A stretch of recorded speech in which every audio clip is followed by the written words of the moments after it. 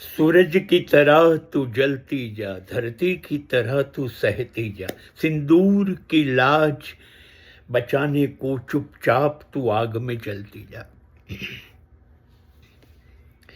तेरी कोख से दुनिया सारी है, संसार किसी से पलता है, फिर भी तू अबला नारी है। અદ્ભુત ગીત. આપણે આ હાલત કરી ઈશ્વરના શ્રેષ્ઠ સર્જનની, સૌથી જરૂરી સર્જન સ્ત્રીઓની. અમર પ્રેમમાં રાજેશ ખન્ના શર્મિલા ટાગોરની આંખમાંથી નીકળતા આંસુને આંગળી પર લઈને પૂછે છે, રો મત પુષ્પા, આઈ હેટ ટીયર્સ. આવું કેટલા જણ કરીએ છીએ.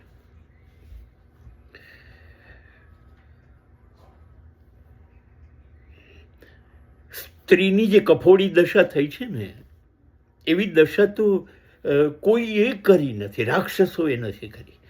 આપણે જીવતા રાક્ષસો છીએ.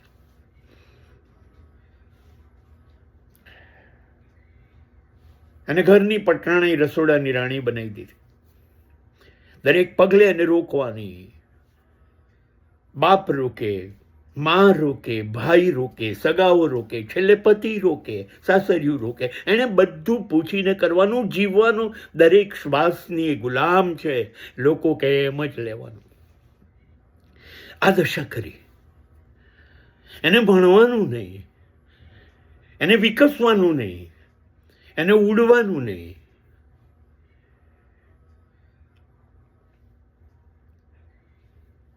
જિંદગી ખતમ. અને બધા કાયદા સ્ત્રીઓ માટે, એના માટે, દીકરી માટે. આ પહેર, આ ના પહેર, આ ખા, આ ના ખા, આ બોલ, આ ના બોલ, આમ કર, તેમ કર, આમ કર, આનું માન, તેનું માન.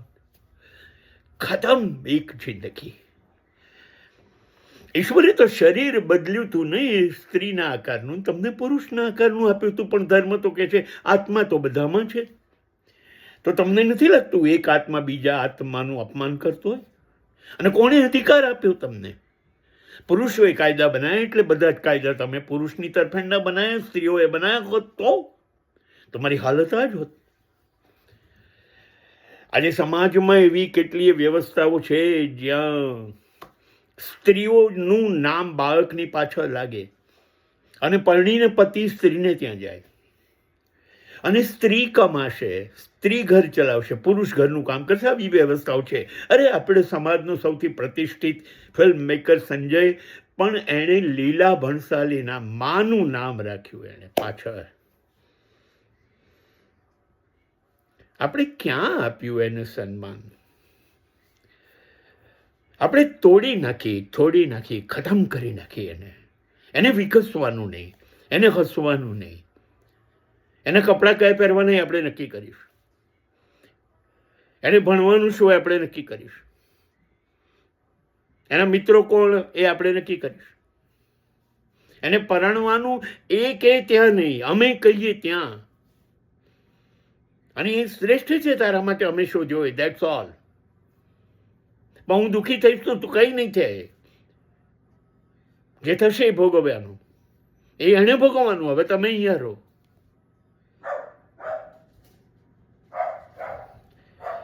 કન્યા વિદાય વખતે રોવાનો નાટક કરતો બાપ અને દીકરી, એને ખબર નથી પેલીને હું એવા જંગલમાં મોકલી રહ્યો છું, બિલકુલ નવા અજાણ્યા માણસો પાસે, એની શું હાલત કરશે.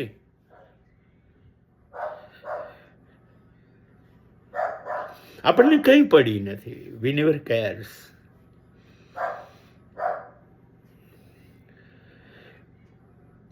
અને પછી જ્યારે આ જે દબાણ, આ જે કાયદા, આ જે નિયંત્રણો એની પર મૂકે છે ને, ફાટે છે ને, ત્યારે બ્લાસ્ટ કરે છે. પછી લગ્ન પ્રથા ઉડી જાય છે.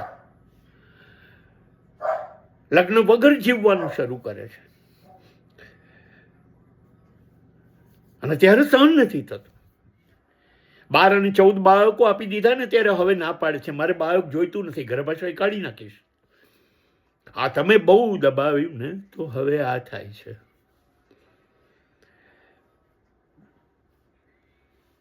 કેટલું શોષણ કરશો, કેટલું શોષણ કરશો.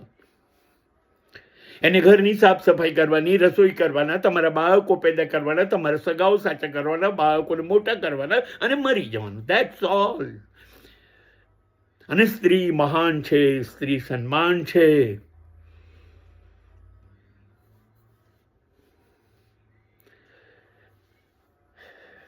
પુષ્કળ છેતરપિંડી સમાજે જો સૌથી ખરાબમાં ખરાબ કૃત પુરુષોએ કર્યું હોય તો સ્ત્રીઓનું શોષણ છે. અને કદાચ શહેરમાં જ્યાં થોડી આઝાદી દેખાય છે ને ક્યાંક, હા, હું અમેરિકામાં છું, અમેરિકાની અંદર મેં 90% કપડાનો છોડી દીધેલી, દારૂ પીતી, સિગરેટો પીતી, ડ્રગ્સ પીતી અને રોજ સવાર બપોર સાંજ પુરુષો બદલતી સ્ત્રીઓ હું નજરે જોઈ રહ્યો છું. નહીં, આ જ થાય. સ્પ્રિંગને જેટલી જોરથી દબાવો ને એટલી જોરથી ઉછળે ને બમણી ઉછળે ને પછી સહન નહીં થાય. હા, પણ આ બધું ક્યાંય મોટા દેશમાં કે શહેરોમાં છે. હજી ગામડાઓમાં તો સ્થિતિ એ જ છે.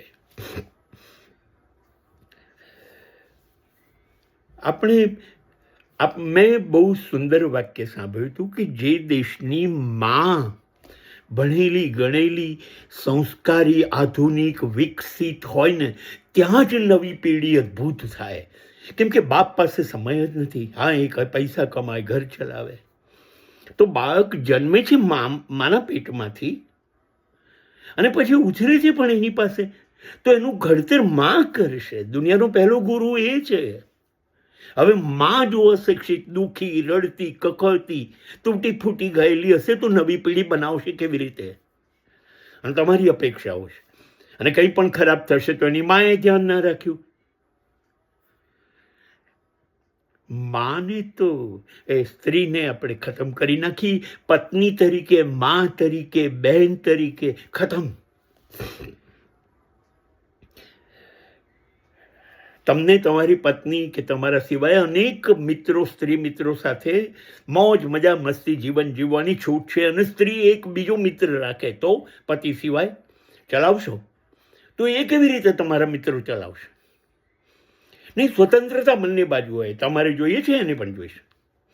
નહીં, આપણે આવું કરીએ છીએ નહીં. આપણે માત્ર લૂંટ કરીએ છીએ, છેતરીએ છીએ ઈશ્વરને પણ. અને સ્ત્રીઓનો તો બિચારાનું કંઈ સવાલ જ નથી પેદા થતો. એને કોઈ દલીલ નહીં કરવાની. એને અસંસ્કારી કહી દેવાનું, અવિવેકી કહી દેવાનું. અને જો ક્યાંક થોડાક લોકોને મેં જોયા છે બહુ સુંદર દીકરીઓને, પત્નીને, માને, બધાને, બહેનને સાચવે. હા, તો કહેવાનું આ માથે ચડાઈ છે ને તો હવે ભોગવજો. હા, ભોગવીશું ભાઈ. હું એવું કહી શકું છું, હું અંગત રીતે, કે મેં ઈશ્વર પાસે માંગીને દીકરીઓ લીધેલી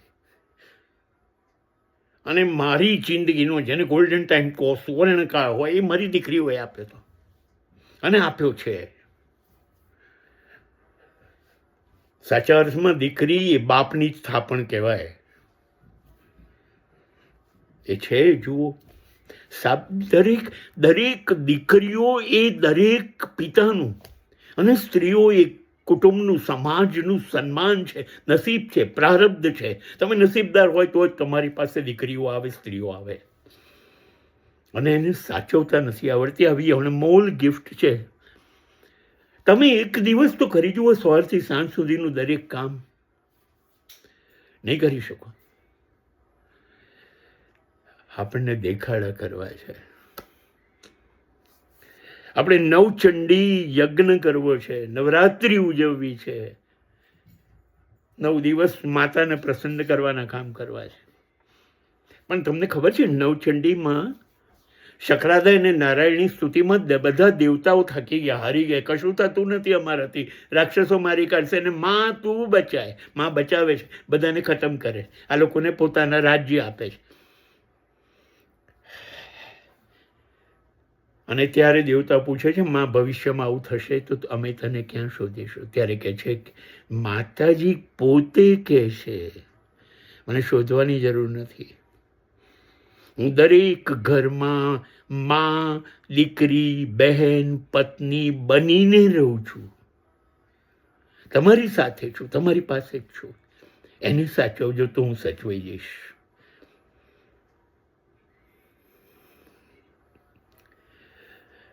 આપણે માતાજીને પણ છેતર્યા અને હવે નવરાત્રિ ઉજવીશું. 9 દિવસ જુદી જુદી છોકરીઓ જોડે ફ્લેટ કરીને એને છેતરીશું. આ છે આપણું સ્ત્રી સન્માન. બદલી શકાય કદાચ, તો કદાચ આવતીકાલ, તમને ખબર છે ને કુલ વસ્તીનો 50% ભાગ તો સ્ત્રીઓનો છે. તો કહી શકાય ને વિશ્વની 50% વસ્તી સુખી થઈ ગઈ. અને આ પુણ્યનું કામ થશે જો આ થાય તો. પણ જો અને તો વચ્ચે તમામ નિર્ણયો છે.